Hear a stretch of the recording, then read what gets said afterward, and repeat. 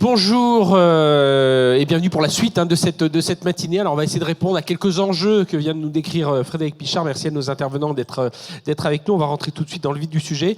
On a un temps assez court, mais on va essayer de prendre quand même une ou deux questions dans la salle pour chacune des trois tables rondes. La première, donc comment les autorités organisatrices de la mobilité et les opérateurs s'adaptent-ils aux enjeux de l'ouverture de marché. Je vais démarrer avec vous, Renaud Lagrave, donc vice-président mobilité région Nouvelle-Aquitaine. Quels sont les enjeux pour les régions aujourd'hui ? L'enjeu, il est d'abord réglementaire, d'organisation, et puis surtout de pouvoir faire bénéficier aux usagers de l'amélioration finalement des mobilités au pluriel, vraiment. Il y a, je dirais, une habitude de travail avec l'opérateur historique depuis 2002 qu'on a récupéré cette compétence. Et puis on voit bien que maintenant les choses ont beaucoup bougé, à la fois parce que ce qui a été dit dans l'introduction, l'opérateur historique a fait quand même pas mal de bouger, on va dire ça comme ça, mais en même temps maintenant il y a la loi, et la loi elle s'impose à nous, et qui fait que on est en train effectivement de mettre en place ce dispositif qui, en tout cas pour ce qui concerne la région Nouvelle-Aquitaine, je parlerai que de celle-là, pas des autres, pour nous l'intérêt il est pour les usagers. Le reste, j'ai tendance à vous dire que on s'en occupe, on sait faire des marchés publics, on sait faire des délégations de services, on a déjà fait ça depuis des années et des années. Le débat, il n'est pas trop là, même si nous, on a pris des décisions en Nouvelle-Aquitaine de pouvoir alléger un peu le sac à dos des nouveaux opérateurs, puisqu'on a repris la propriété des rames, des centres de maintenance, et qu'on a mis en place notre propre schéma de distribution avec notre masse régionale, avec l'ensemble des AOM de Nouvelle-Aquitaine. Donc, on a quand même fait une grosse partie du boulot, notamment avec l'opérateur historique. Quand vous reprenez le matériel ferroviaire, ça a été compliqué, mais on y est arrivé, et maintenant c'est chose faite avec une SPL qu'on a créée avec nos amis d'Occitanie. Voilà. Bien, on reparlera justement de l'opérateur historique. Avant de passer la parole justement à SNCF, Laurent Prost, vous êtes directeur général Île-de-France Mobilité. Donc c'est l'autorité organisatrice de nos transports publics en Île-de-France. Comment vous le voyez, cette ouverture à la concurrence, et justement, quels sont les enjeux par rapport à nous tous qui sommes des usagers? Qu'est-ce que ça va changer pour les franciliens, cette concurrence? D'abord, moi je pense que la mise en concurrence, c'est pas une fin en soi, c'est un mode de contractualisation. Nous en Île-de-France, on revient de loin parce que on avait historiquement donc deux gros contrats, RATP et SNCF. Et puis en Grande Couronne, 130 petits contrats de bus qui est le fruit de l'histoire de contrats qui avaient été mis en place par les collectivités. Et en fait, tous ces contrats, ils étaient sur des bases qui n'étaient pas très saines parce qu'ils n'étaient pas pilotés.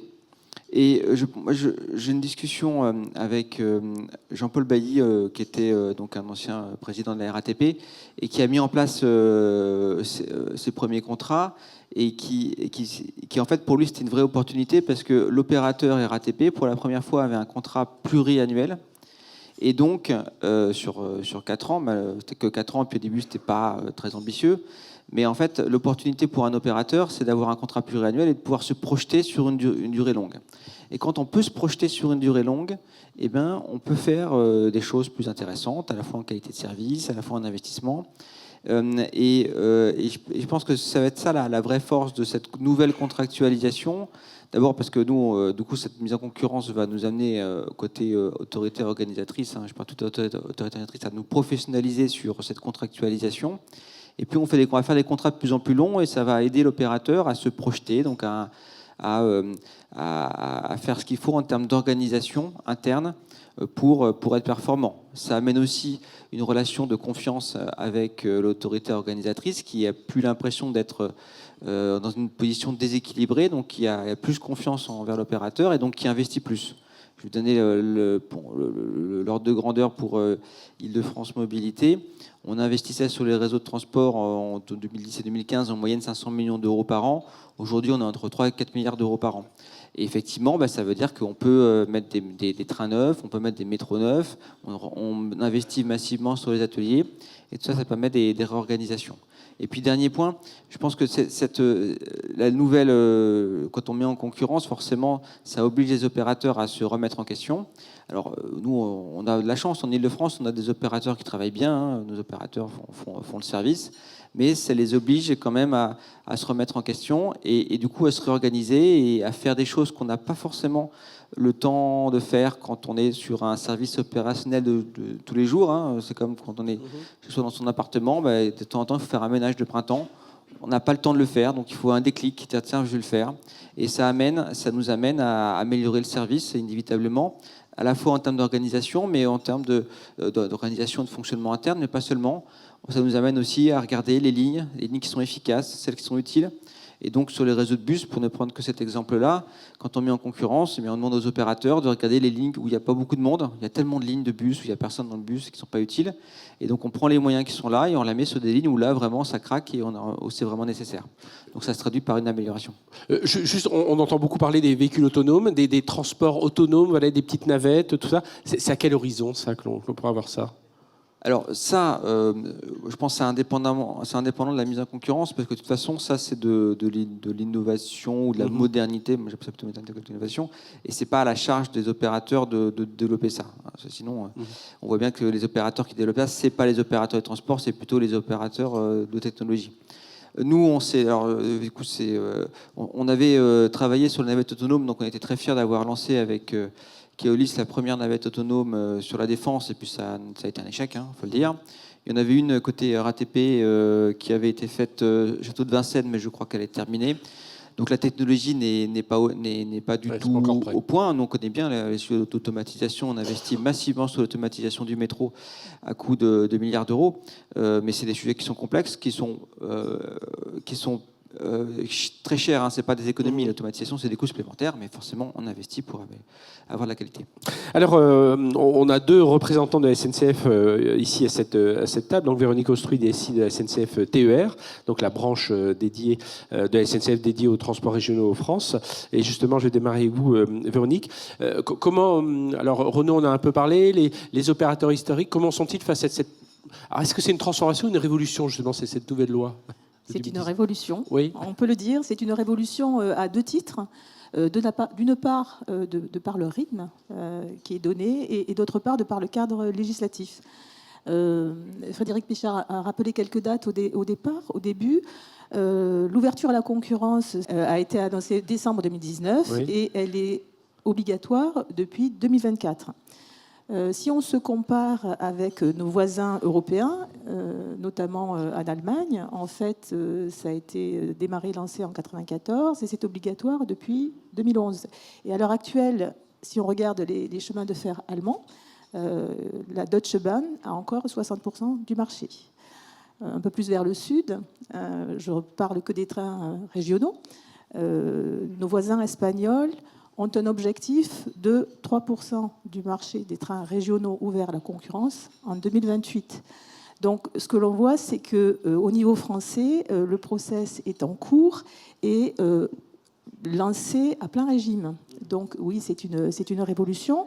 Et d'ailleurs, si on regarde les lots qui ont été affectés et ceux qui sont en cours actuellement, c'est presque 60% du marché qui est soumis à la concurrence.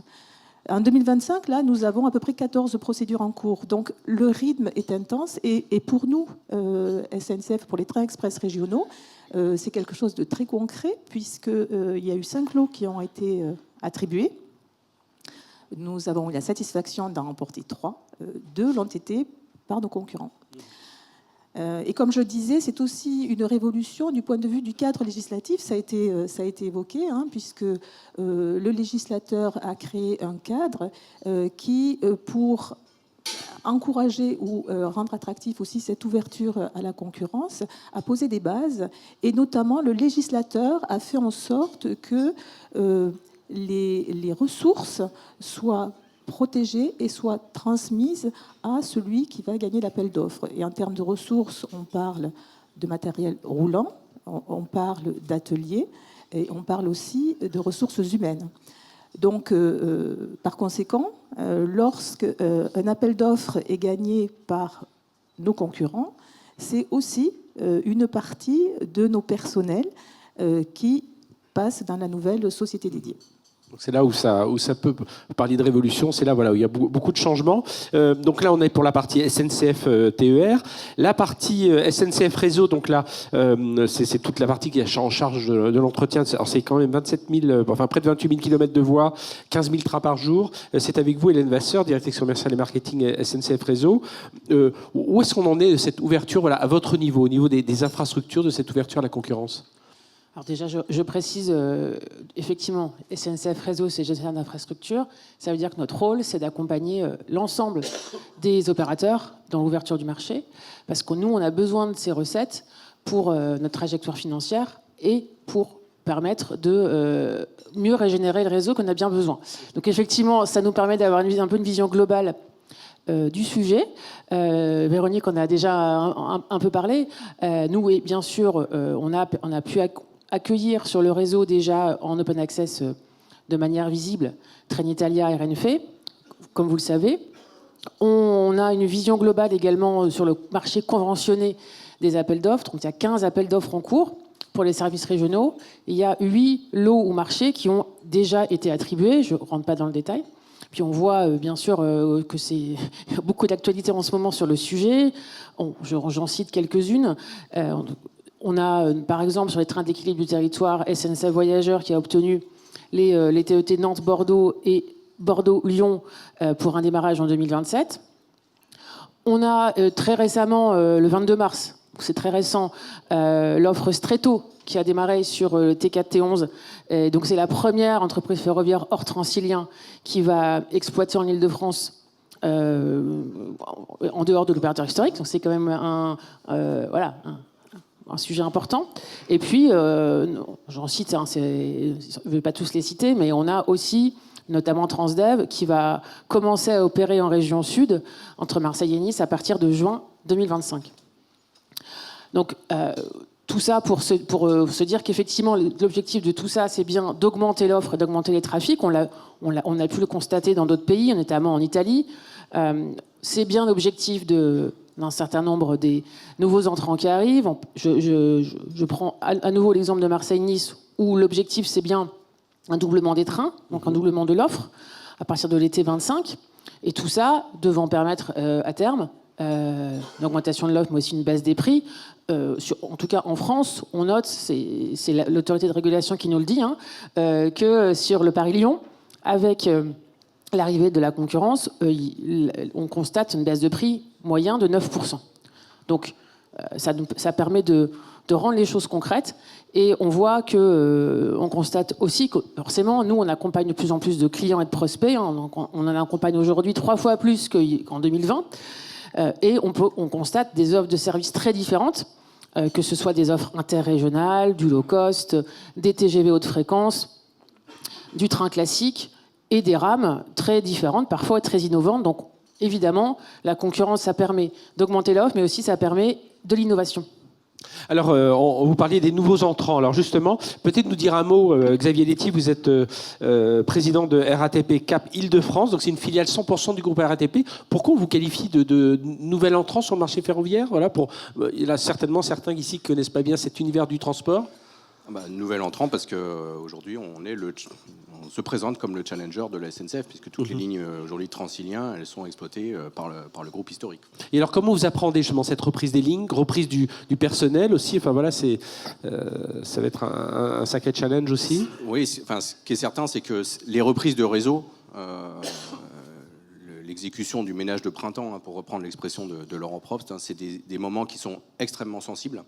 Parce que finalement, dans un temps très court et en simultané, il faut qu'on conduise énormément de projets et qu'on traite donc plusieurs complexités. Il y a d'abord les complexités techniques, puisqu'effectivement, il faut que on repense les outils, les procédures sur la maintenance, sur la régulation, sur la gestion du service en gare. Donc autant de sujets pour lesquels on a des expertises et on sait faire. Et puis il y a le sujet social. Le sujet social, là, c'est une matière qui est évidemment un peu plus compliquée parce qu'il s'agit d'embarquer un collectif qui n'a rien demandé, de le faire adhérer à un projet, de lui compléter éventuellement ce collectif par des salariés qu'on aura recrutés, et de l'embarquer dans une aventure qui va durer 4, 5, 8, 10 ans, et dans un contrat qui est par ailleurs plus exigeant qu'il ne l'était, puisque c'est ça le défi aussi de cette ouverture à la concurrence. Et donc réussir à embarquer ce collectif et à faire en sorte que cette transition sociale, elle se passe bien, c'est un rôle partagé.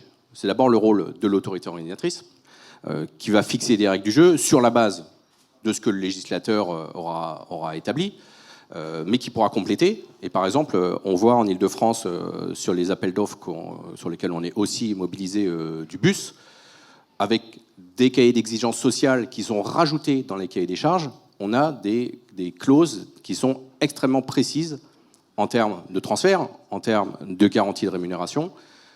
Et ça permet d'avoir tous les opérateurs qui connaissent exactement, et tous les salariés concernés qui savent quelles sont les règles qui vont fixer leurs modalités de passage dans une nouvelle entité et leur fonctionnement demain. Le deuxième rôle, c'est le rôle de l'opérateur sortant. L'opérateur sortant, il a un rôle à jouer, il faut qu'il joue le jeu, puisque ce fameux ménage de printemps, il y a des chantiers qu'on peut anticiper. On a une période entre la date d'attribution et la date de reprise du réseau de plusieurs mois, parfois jusqu'à 1 an et demi sur les sujets ferroviaires, ce qu'on appelle la préexploitation. Ce n'est pas du tout un temps mort, c'est un temps qui est extrêmement dense, qui est intense, pour lequel qu'on utilise pour mettre en place des changements. Et donc, il faut avoir accès à des données, il faut avoir accès aux actifs, il faut pouvoir faire des installations de systèmes d'information, faire de la formation. Si on ne le fait pas en avance et qu'on arrive brutalement le jour J, celui qui perd, c'est le voyageur. Voilà. Donc ce rôle-là, il est important, et évidemment, un rôle très important de l'opérateur entrant. Donc notre rôle, avec un projet social, et ça distingue les candidats les uns des autres, et notre projet social, c'est, je le disais, d'embarquer les salariés. On a remarqué, par exemple, qu'il y a un sujet qui a énormément de valeur, c'est de proposer des parcours professionnels. Dans les entreprises comme l'entreprise RATP ou l'entreprise SNCF, on sait que ça a beaucoup de valeur de pouvoir dire, certes, demain, un salarié est dans une filiale, il n'y sera pas piégé, il pourra évoluer éventuellement au sein du groupe sur d'autres métiers, donc en horizontal, ou évoluer en vertical. On sait aussi qu'il y a des marqueurs qui ont de l'importance. Je parlais de la promotion sociale, ça peut être aussi les sujets de logement. On voit qu'en Ile-de-France, proposer des solutions de logement quand on a une filiale ou quand on a des partenariats avec des bailleurs sociaux, ça a de l'importance. Donc ça, c'est ce qu'on met dans le projet. Et au-delà du projet, il y a la façon de travailler cette matière sociale. C'est le dialogue social. Le dialogue social qui commence dès l'attribution du contrat. Ce qui est important, c'est de mettre en place un travail de proximité, de dialogue avec les salariés pour les accompagner, être capable de répondre aux questions ou de dire il y a des choses qui se détermineront un tout petit peu plus tard parce qu'il y aura des élections, parce qu'il y aura des négociations locales, mais en tout cas d'avoir cette transparence et cette proximité. Pierre de TNP, est-ce qu'on peut faire un parallèle avec d'autres ouvertures à la concurrence qui ont été faites auparavant, comme l'énergie par exemple ? Oui, alors l'énergie, c'est effectivement la grande ouverture qui a eu lieu dans les années 2000, avec certaines similarités. Il y avait aussi un gestionnaire d'infrastructure, enfin ça... Il y a beaucoup de similarités. Et effectivement, la promesse, c'était de se dire, c'est assez lucratif. Donc, il y a plein d'acteurs qui vont arriver dedans. Et puis, il y a des moyens de production qui vont se mettre en œuvre. Et puis, les prix vont chuter. Bon, qu'est-ce qui s'est passé ? Vous, en tant que journaliste, vous l'avez bien couvert. Vous êtes aperçu qu'effectivement, on peut bien changer de fournisseur. Ça marche. Par contre, les moyens de production, ils ne sont pas arrivés. Voilà. Il n'y a pas de grandes centrales qui ont été vraiment construites. Et du coup, les prix, ils ont fait plus 80% depuis 2000. C'est-à-dire le double de l'inflation. Donc il y a un petit truc qui n'a pas vraiment marché. Voilà. Alors est-ce que ça, c'est quelque chose qui peut j'ai envie de dire, être comparable dans le ferroviaire, moi je pense pas. Je pense que les mécanismes sont fondamentalement différents. Les moyens de production sont plus accessibles. Le coût d'une rame, c'est 30 fois moins cher qu'une centrale classique, cycle à gaz. Donc globalement, je pense que les moyens de production vont arriver. Alors vous allez me dire, il faut encore qu'on ait des sillons, une infrastructure pour, Hélène. Donc, mais là, en fait, il y a effectivement tous les efforts d'investissement, ça a bien été dit, qui sont faits par réseau. Et puis au niveau sillon, il y a aussi des technologies ERTMS pour les connaisseurs, donc sur la signalisation qui permet de faire circuler plus de trains sur, je dirais, à infrastructure égale. Donc à mon avis, on n'aura pas les mêmes choses qui vont se passer. Et effectivement, quand on se projette un petit peu au-delà des frontières, donc c'est intéressant ce que nous disait effectivement tout à l'heure Véronique. Moi, je vais prendre du coup le complément, c'est-à-dire si on regarde la partie TGV, par exemple, parce que tu as plutôt illustré la partie région. Donc sur la partie TGV, quand on franchit les Alpes, on s'aperçoit que effectivement, c'était à peu près il y a 12 ans que le marché s'est ouvert. Et en fait, le résultat, c'est qu'il y a un acteur privé qui a pris 30% des parts de marché, donc Italo en l'occurrence. Les prix, ils ont baissé d'à peu près 30 à 40%, c'est quand même énorme, et la qualité de service a augmenté. Donc on se dit c'est bien. Et quand on regarde le pionnier, c'est la Suède en fait, en 2010, c'est à peu près pareil, à peine moins en fait. Et alors effectivement, tu as parlé de l'Espagne. Bon, donc là effectivement, avec Ouigo qui est arrivé, alors là, ça a été vraiment une chute spectaculaire, parce qu'il y a des lignes où il y a eu plus de 50% de baisse des prix. Donc moi, je suis plutôt effectivement optimiste, même si on est effectivement au début de l'histoire, donc il faut laisser un petit peu le temps de faire, et même si ça va effectivement très très vite. Donc voilà, donc on peut imaginer qu'à la fois sur les prix, la qualité de service et tout ça, on puisse poursuivre dans une phase ascendante. Renault en région Nouvelle-Aquitaine, l'ouverture des marchés va apporter son lot de difficultés. Alors comment vous comptez les dépasser? On appelle le contrat de performance à venir, c'est ça? Oh là, je sais pas tout à fait la même chose. Ce qui est sûr, c'est que pour finir sur la concurrence, nous on est dans des procédures, on a lancé des procédures, les choses se déroulent comme elles doivent se dérouler dans le cadre de marchés publics, donc il n'y a pas de problème. Si vous voulez parler du contrat de performance, je souriais parce qu'on a l'impression que tout va bien dans le meilleur des mondes sur le ferroviaire, et notamment, je parle du réseau, je ne parle pas de TER. Là, par contre, les bras m'en tombent parce que, comment vous dire ça, moi, j'ai 3 lignes là qui vont fermer en Nouvelle-Aquitaine. Donc, me dire qu'on va mettre de l'ERTMS, qu'on va faire... Enfin, je veux dire, ça, c'est des choses... J'aurais pu mal aux dents qu'il y aura de l'ERTMS en Nouvelle-Aquitaine, si vous voyez ce que je veux dire. Le débat, aujourd'hui, il est extrêmement simple. C'est qu'en fait, il y a 2 rendez-vous, parce que SNCF Réseau nous explique qu'ils mettent beaucoup plus d'argent. Oui, avec... en l'occurrence, en faisant les poches des régions.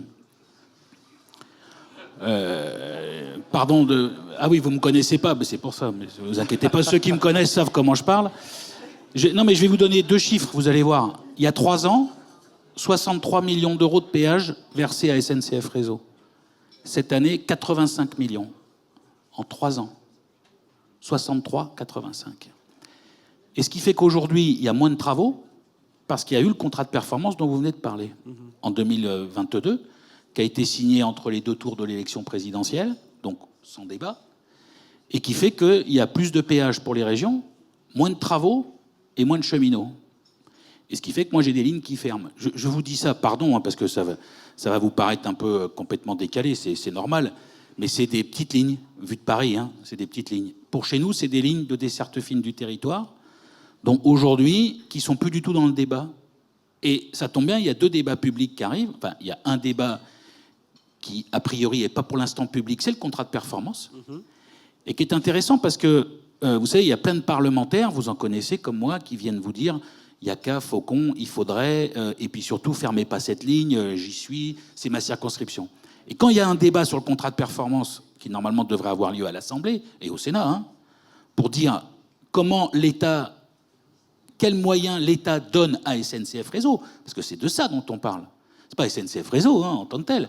C'est quels moyens donne l'État à SNCF Réseau pour faire notamment des nouvelles lignes. Au hasard, je vais parler de celle que je connais un peu plus, le sud de Bordeaux vers l'Espagne. Vous voyez, entendu TGV, LGV. Oui, pour l'instant, l'État, 0. C'est, en gros, vous avez qu'à vous débrouiller, là, les collectivités locales, et puis on verra quand il faudra venir. Ça tombe bien, c'est maintenant. Donc, contrat de performance, qu'est-ce qui va être dit à l'État, à SNCF Réseau? C'est ça un vrai débat. Et le deuxième débat, ça ne vous a pas échappé, parce que là, pour le coup, tout ce qui a été dit tout à l'heure sur les mobilités va trouver un moment politique, j'ai tendance à vous dire, enfin, qui est la conférence sur le financement des mobilités qui est annoncée pour le mois de juin. Et j'étais dans une conférence pas plus tard que la semaine dernière sur le fret, où moi j'ai interpellé les entreprises pour dire c'est le moment d'en parler. Parce que si c'est une réunion, je connais bien Dominique Bussereau, ça va être un peu rythmé, mais si c'est juste une réunion pour que tout le monde vienne dire bah voilà, moi j'ai besoin de ça, j'ai besoin de ça, bon, il va falloir que tout le monde s'y mette. Et moi je pense aujourd'hui que notamment par rapport au fret, à l'aménagement du territoire, par rapport au fait qu'effectivement il y a des nouveaux entrants et ainsi de suite, il va falloir que tout le monde soit autour de la table et dise les choses, parce que je ne pense pas qu'il y ait 40 000 occasions de parler du financement des mobilités. Ça tombe bien, ça arrive maintenant. Chacun devra prendre ses responsabilités. Vous avez compris que je prendrai les miennes, enfin on prendra les nôtres en Nouvelle-Aquitaine. Merci Renaud. Hélène, justement, sur les leviers, voilà. Oui, je vous écoute. Justement, sur les leviers, comment lever tous ces freins pour justement continuer à développer? Comment vous voyez ça? Et puis peut-être apporter un élément de réponse. Moi, je voulais parler normalement du SLO, mais bon, oui. Ce qui permettait de pouvoir parler de sujets qui ne sont pas des sujets régionaux et pas forcément. On se parlera avec Renaud par ailleurs, mais. On était sur les services, sur tout ce qui était voilà. le marché non conventionné, quoi. C'est-à-dire les services librement organisés et quels sont les freins justement et quels sont les leviers sur lesquels vous allez travailler? Oui, alors effectivement sur le non conventionné, donc sur le SLO, on constate que les nouveaux entrants sont confrontés à un certain nombre de défis qu'on peut résumer par un premier défi autour de l'accès au matériel roulant et la mise en conformité. Un deuxième défi autour de l'accès à des financements et des capitaux, bien sûr. Un troisième, on en parlait, sur l'accès aux sillons, que ce soit avec ou sans ERTMS. Il y a quand même un vrai sujet autour des capacités. Il n'y a pas besoin forcément de technologie en face. Et puis un sujet sur la disponibilité, notamment des voies de service et du foncier. Donc, côté réseau, nous, on n'a pas, tout n'est pas dans les mains de réseau, bien sûr, mais on essaye de mettre en place des actions spécifiques et d'accompagner au mieux ces acteurs-là. Donc sur le matériel roulant et l'accès au réseau, on accompagne les clients d'une part sur la modalité d'accès, notamment à nos systèmes d'information, puisqu'ils ont besoin d'accéder à CSI pour nous commander des sillons, par exemple, et sur tout le processus d'homologation. On donne notamment des guides aux nouveaux entrants pour qu'ils s'assurent que leur matériel va correspondre à nos référentiels. On donne aussi des sillons pour que les différents essais se fassent. Et puis, on accompagne les clients dans tout leur processus de compatibilité du matériel roulant avec le réseau. Et effectivement, en fonction des lignes, c'est plus ou moins complexe. Le sujet central pour nous, et qui pour le coup relève de réseau, c'est vraiment le sillon. Donc comment donner des capacités et comment donner accès à des sillons. Et pour ce faire, en tout cas là je reparle à nouveau du SLO, on a développé l'année dernière toute une démarche d'accord cadre, voyageurs donc, qui permet de donner un certain nombre de sillons, donc de donner une garantie aux opérateurs sur cette capacité. Et du coup, ça permet aussi, dans certains cas, pour certains opérateurs, à avoir des garanties par rapport à leurs financeurs et pour leurs investissements. Donc, ça nous permet d'avancer, nous, pour avoir de la visibilité sur les besoins et les capacités nécessaires. Et bien sûr, pour l'opérateur, d'avoir une partie de ces sillons sous accord cadre. L'idée n'étant pas, bien sûr, de mettre tout le plan de transport sous accord cadre, puisqu'on a besoin de laisser de la souplesse et de la flexibilité par ailleurs. Donc ça, c'est la partie accord cadre. Elle se fait aussi via une démarche qui s'appelle les plans d'exploitation de référence. C'est une démarche qui permet de partager avec l'ensemble du marché, l'ensemble des opérateurs, les capacités disponibles à horizon 5 à 10 ans. Donc ça, c'est aussi une démarche qui existe en région, pour le coup aussi, et qui existe sur la grande vitesse, qui permet d'anticiper aussi là où il peut y avoir des sujets à régler. Enfin, on aide aussi les opérateurs sur l'accès au foncier. On sent que c'est un sujet qui monte aussi, donc on essaye vraiment de se muscler là-dessus. Et sur l'accès aux voies de service et au remisage, qui est aussi, au final, on en parle moins, mais qui est aussi un sujet important pour les opérateurs et dont on s'occupe également. Voilà, ça c'était effectivement pour le non conventionné, mais on accompagne aussi les régions dans le développement de leur offre. Voilà, et puis on vous laissera trouver l'heure du petit déjeuner pour poursuivre les débats avec Renaud. Laurent Prost, parlons aussi système d'information aujourd'hui, parce qu'avec l'ouverture à la concurrence, certaines missions confiées aux opérateurs, c'est notamment la partie système d'information voyageurs. Comment ça va se passer de votre côté chez Île-de-France Mobilité ? Alors, moi, avant de répondre à ces questions, je voudrais rebondir sur deux choses qui ont été dites. La première par Pierre Ligier sur effectivement ce qui s'est passé à l'international. Et ça m'a fait penser à une remarque que m'avait donnée Alain Krakowicz, qui est le directeur des grandes lignes SNCF Voyageurs. Et je crois qu'il m'avait dit que 25 ou 30% du chiffre d'affaires de SNCF Voyageurs est à l'international. Ce qui m'a surpris, parce que SNCF, pour moi, c'est une entreprise nationale, mais du coup, elle va effectivement beaucoup à l'international. Deuxième remarque... on a Nicolas Conso qui sera sur une table ronde qui confirme, qui sera sur la prochaine table ronde. Et deuxième remarque, donc je rebondis sur la remarque de Renaud Lagrave sur les SNCF Réseau et le budget SNCF Réseau. Vous avez raison, hein, on a un vrai sujet, le ferroviaire coûte cher. Tous les grands pays économiques ont aussi grands pays en Europe, ont aussi un réseau ferroviaire qui est performant. Il est performant, je pense, la Suisse et l'Allemagne, parce que l'État a mis beaucoup d'argent. Donc effectivement, ça passera peut-être via la conférence des financements par de l'argent à SNCF Réseau. Alors c'est bien de mettre de l'argent dans l'armement, mais peut-être que par rapport au reste du monde, la marque de l'Europe, ça va être d'être le premier continent avec la première économie verte, et ça passe par beaucoup d'argent dans le réseau ferroviaire. On sait qu'on ne pourra pas construire de nouvelles routes. L'exemple récent sur l'autoroute annulée montre qu'on ne pourra pas construire de nouvelles routes. Donc si on veut absorber la croissance économique, il faut mettre de l'argent dans le ferroviaire. Je fais la parenthèse, excusez-moi, je reviens à votre question sur le SI. Rapidement sur le système d'information. Effectivement, et très rapidement sur le SI. Alors effectivement, de toute façon, en multi-opérateur et indépendamment de la mise en concurrence, il faut bien qu'on ait un SI unique qui se parle. Et c'est vrai qu'en Ile-de-France, moi en tout cas quand je suis arrivé, on avait des SI de chacun des opérateurs, des SI d'information voyageurs, mais pas que, billettique aussi, qui avaient du mal à se parler. Et d'ailleurs, quand vous alliez dans une gare, en fait, vous aviez une gare RATP, vous aviez les bus RATP, mais vous n'aviez pas l'information sur les bus qui n'étaient pas RATP. Donc on a construit, nous, déjà indépendamment de la mise en concurrence, tout un système SI unique, en demandant aux opérateurs de nous envoyer les données sous le même format. Ensuite, on a mis à disposition ces données, parce qu'on est une autorité publique et donc nous, on n'a rien à garder pour nous, on n'a pas de protection commerciale, donc on a tout mis à disposition de l'extérieur pour que les entreprises de l'extérieur puissent faire du business avec ça. Et puis, effectivement, dans le cadre de la mise en concurrence, eh bien, on va demander, on met des obligations aux opérateurs sur la qualité des données qu'ils nous envoient, ce qui nous permet effectivement de remonter des informations le plus en plus fiables possible. Et puis effectivement, il y a des missions qu'on va reprendre directement chez Île-de-France Mobilité.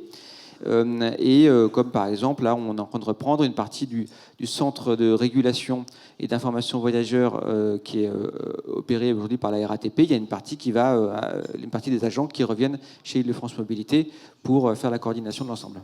Même question, Véronique, pour SNCF TER. Vous en êtes le DSI. Comment le SI historique va s'adapter justement aux besoins de chacune des filiales ? Oui, alors la concurrence s'appuie bien évidemment sur le SI.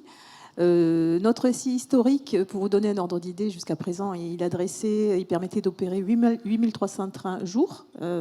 Avec les sociétés dédiées, on parle de 200 trains jour. Donc notre SI historique présentait un gros panel de fonctionnalités. On peut dire que qui peut le plus peut le moins. Donc, moyennant des efforts de paramétrage conséquents pour chacune des sociétés dédiées, on peut utiliser notre SI historique. moyennant quoi, ce n'est pas forcément ce qui va garantir l'équilibre économique, puisqu'en fait, ce panel de fonctionnalités très riche, d'une part, met à mal la polyvalence qui est attendue pour des petites structures.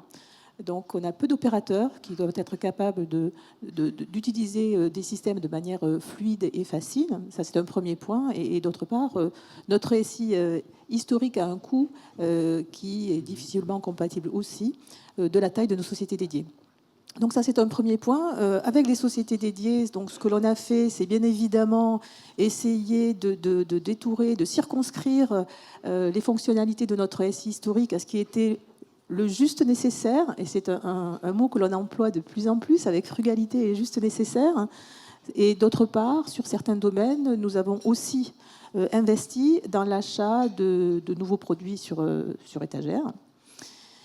Et il y a un autre aspect qui apparaît aussi avec la concurrence et ces petites sociétés dédiées, enfin des sociétés dédiées qui ne sont pas de la taille de notre organisation précédente, c'est un besoin nécessaire d'interopérabilité. Donc une société dédiée doit interagir avec plus de tiers que ça n'était le cas aujourd'hui.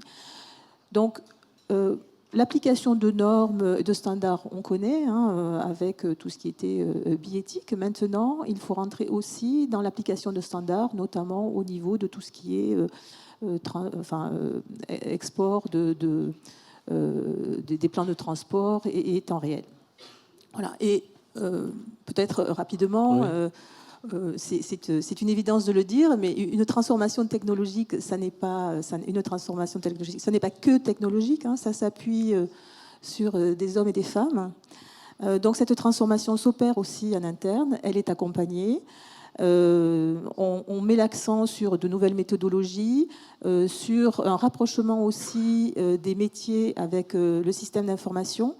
Je dois dire que, je parle pour mes équipes, mais plus largement, il y a une réelle dynamique, une grande fierté à répondre et à remporter ces appels d'offres, et que, bien évidemment, on a toujours à cœur de répondre aux besoins de nos régions et de nos voyageurs.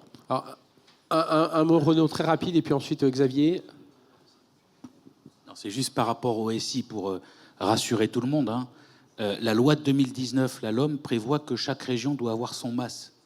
Donc toutes les entreprises qui vont répondre aux appels d'offres, vous inquiétez pas, les régions ont des MAS. Et donc les systèmes d'information, c'est nous qui les maîtrisons au niveau des régions. Et n'importe quel opérateur vient nous voir. C'est pas l'inverse maintenant. Oui. On ne dépend pas d'un opérateur, fut-il historique. Voilà.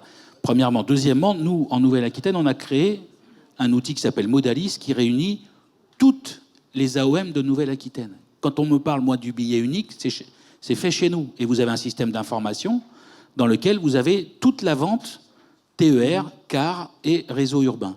La seule chose qui nous manque, c'est TGV et Intercité. C'est la raison pour laquelle, aujourd'hui, le vrai débat qu'il doit y avoir sur cette question, c'est comment il y a une agrégation de l'ensemble des masses régionaux avec Intercité et TGV. En l'occurrence, ça ne vous a pas échappé, avec l'État. Et pour l'instant, on est, nous, dans l'attente d'avoir une interopérabilité. Mais sachez quand même, je veux juste dire ça, que toutes les régions ont mis en place leur masse et pourront accueillir tous les opérateurs, quelle que soit la mobilité. On est bien d'accord, pas uniquement ferroviaire, quelle que soit la mobilité. Oui, c'est important de le rappeler. Xavier, justement, c'est vrai, tout à l'heure, vous nous avez parlé dans votre arrivée donc, sur le champ ferroviaire, c'est parler de la dimension sociale, les collaborateurs. Qu'est-ce que ça va apporter aussi côté client ? Quelles sont vos ambitions dans ce domaine-là, sur les lignes de train franciliennes ? Qu'est-ce que vous souhaitez apporter en plus ? Alors, j'imagine cette capacité d'intermodalité, enfin, sur le billet unique, enfin, ce genre de choses. Oui, alors il y a beaucoup de sujets techniques. J'ai envie de dire que plus globalement, ce qu'on apporte, c'est ce qu'on a emmagasiné par notre expérience, d'abord sur le territoire francilien. On peut penser au métro, mais plus généralement au mode où il y a de la densité, où il y a beaucoup de voyageurs, où il y a beaucoup de fréquences. Et ça se traduit d'abord en termes d'organisation. On a des organisations qui sont avec une grande proximité pour qu'il y ait, pour le voyageur, assez rapidement un contact s'il y a besoin. C'est des organisations qui sont très compactes pour réagir en cas d'incident, c'est des organisations où il y a un langage unique qui est le métier de transport. Quand il y a en général un directeur sur une ligne, il est formé à la conduite.